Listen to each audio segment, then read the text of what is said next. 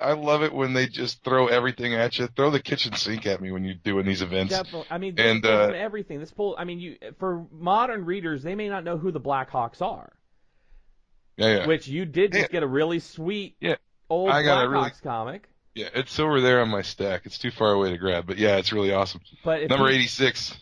but if people don't understand what happened with the Blackhawks, who they are, they don't know why Hawk Girl does not have her wings anymore. Why she's now with the Blackhawks. How did Plastic Man get turned into an egg?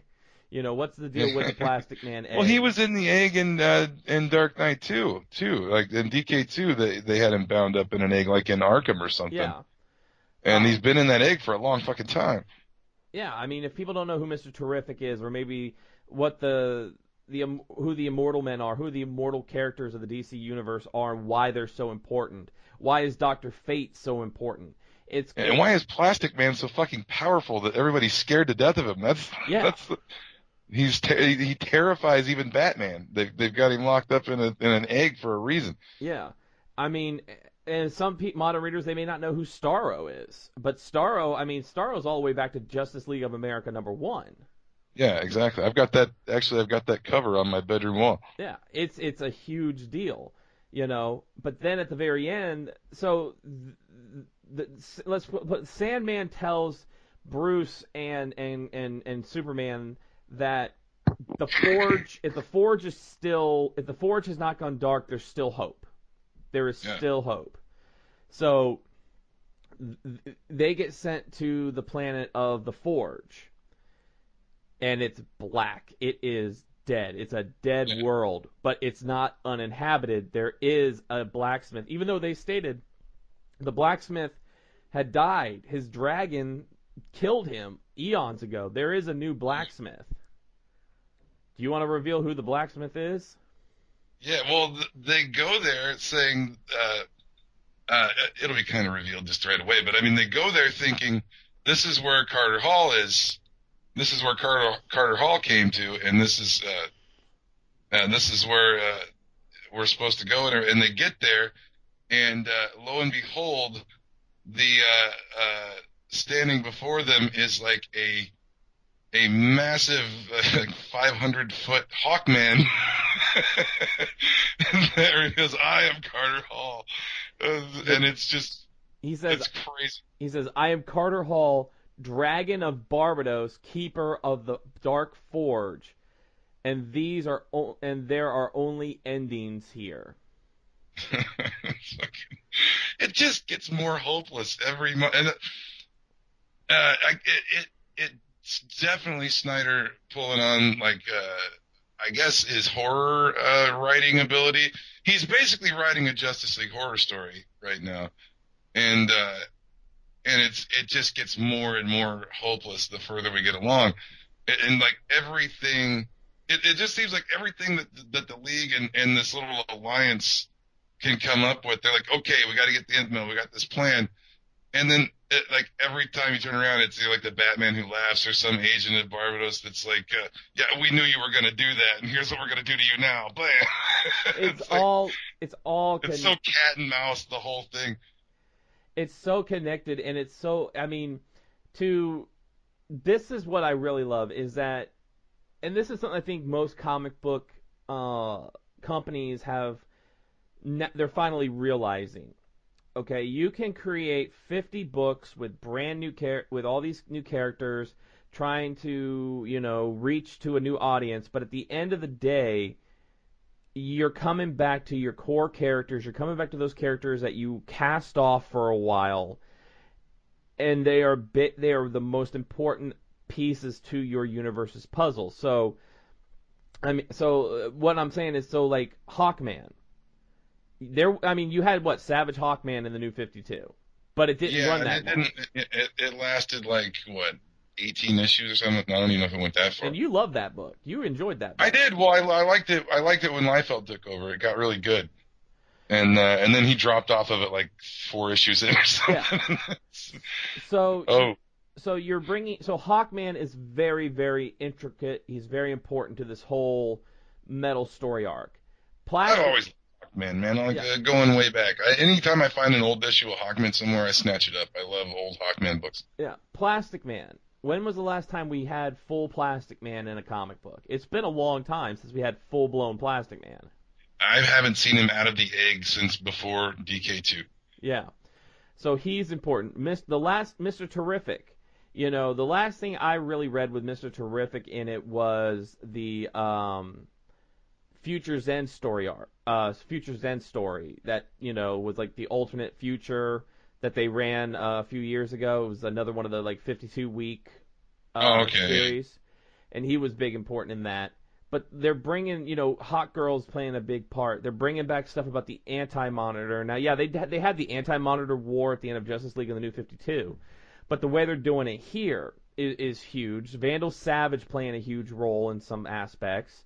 The Blackhawks. I mean, they're bringing back properties that they have not focused on in such a long time, and they are so important to the And core universe. it's not just Snyder. Jeff Johns is doing it in Doomsday Clock too. Jeff Johns is well, he brought the fucking Watchmen into Doomsday Clock, but not other than that, he's touching on Flashpoint and other events, Yeah.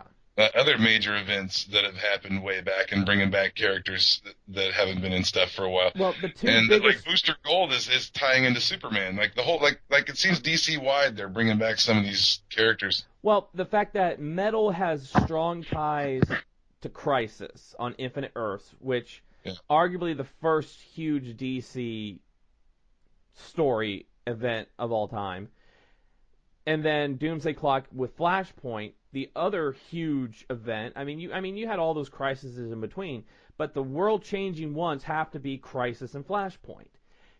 So they're Yeah. focusing on Blackest those. Night, they haven't touched on Blackest Night much. You haven't heard much, but yeah, there may have even been they've talked a little bit about Hal being the Black Lantern. I thought in Metal. A little bit, and I mean I could be wrong. and he's realizing that there's stuff that the Guardians have been keeping from him because they mention in here that Thanagar Prime phases to different locations. It's not a fixed Yeah, location in the universe. multiple. It gives off a multiple location when you try to find it Yeah. or something. And then, Doomsday Clock bringing the Watchmen into the universe. Here, bringing Sandman into the universe fully. Yeah, like bringing like a lot of those the darker, more adult properties back into the DC main universe is it's a pretty bold step, I guess. But we'll Right. see. I don't think the Watchmen are going to last or stay after this event. I think this is I think they're pulling them into this event one time. I think it's going to all get resolved. But somehow I But could see, like, Sandman. To me, Sandman, I say, could play such a role with the Immortal Men, with something like the Phantom Stranger or the Spectre. I could just see the Sandman fit really, I could see really him being well. one of those like kind of immortal guys that's around, kind of like the Spectre. Yeah. So the writing on this, Scott did a fantastic job with the writing, and of course the art by Greg Capullo is always on point. Love his art. It's top notch, and I think regular comic readers like ourselves I think the consensus is pretty general that everybody loves it so far. So I just love DC's everything Metal is going back, and I think everything Metal and Doomsday Clock is going back for second and third printing. So I mean, it's obviously selling. obviously. So definitely, this one is a must pick up this week for everybody. A must read is Metal number 4. Then of course another pickup. Well, this one is not. There's really no action in this book. It's still a fun little interlude story, and that would be Batman number 37. Yeah, I dig it. And Batman's been dealing with so much heavy stuff lately. It was nice to step outside. Plus, we got a hardcore. My review of I'll talk about Superman in a little bit, but we got that hard ass Batman and Superman this month. So we could Batman's title got a little break.